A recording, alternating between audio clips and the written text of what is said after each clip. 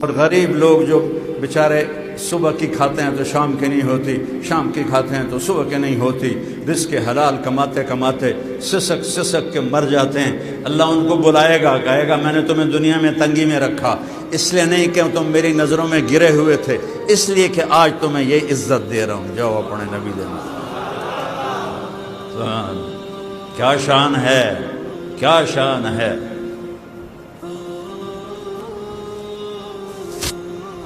آگے سواریاں تیار ہوں گی، ہر آدمی کو اپنی سواری کا پتہ ہوگا۔ یہاں بہت سارے موٹر سائیکل کھڑے ہیں، جب جاؤ گے نا اپنا موٹر سائیکل ڈھونڈنے تو 20 باری چکر لاؤ گے، اتنے تک کھلا رہے پتہ نہیں ہندی ہو گیا کہ ہندی ہو گیا۔ اور وہاں اتنے کروڑوں اربوں انسان جنت میں داخل ہو رہے ہیں، سب کو اپنی سواری کا پتہ چل جائے گا، وہ میری سواری ہے، وہ میرا خادم ہے، اور اس کو بھی پتہ چل جائے گا وہ میرا آقا ہے، وہ میرا سردار ہے۔ وہ سواریوں کی طرف خود بخود چلے جائیں گے، وہ ان کو بوسے لیں گے ہاتھ کے، پھر سواریوں پہ بٹھائیں گے۔ یہ گھوڑے ہوں گے جنت کے، جن کے سبز زمرد کے پر ہوں گے، ہر آدمی اپنے درجے کے مطابق اڑان بھرے گا اور اپنی اپنی جنت میں اترتا جائے گا۔ میں صرف جنت الفردوس والوں کا سفر بتاتا ہوں۔ وہ ایک اڑان بھرے گا اور ایک جگہ وہ اترے گا، وہ فرشتے اس کو اتاریں گے، سامنے چاندی کا محل ہوگا اور اس میں حسین جنت کی حوریں ہوں گی کہ جن کو دیکھیں گے تو ان کو اپنا آپ ہی بھول جائے گا، تو جلدی سے نیچے اترے گا، تو اس کو پکڑ لیں گے۔ حضرت جی کہاں جا رہے ہیں؟ کہہ رہے ہیں میرا گھر نہیں آ گیا؟ کہ نہیں، آپ کا گھر بہت آگے ہے۔ کہ ایڈیاں سونیاں سونیاں ہو رہا میں کدے جاواں؟ وہ کہیں کہ اس سے بھی سونی آگے ہیں، یہ آپ کی ہیں لیکن وہ آگے ہیں۔ وہ پھر دوبارہ اڑان بھرے گا اور اوپر جا کر ایک سونے کا محل ہوگا جس کی حوریں ان نیچے والے چاندی کے محل سے زیادہ حسین ہوں گی۔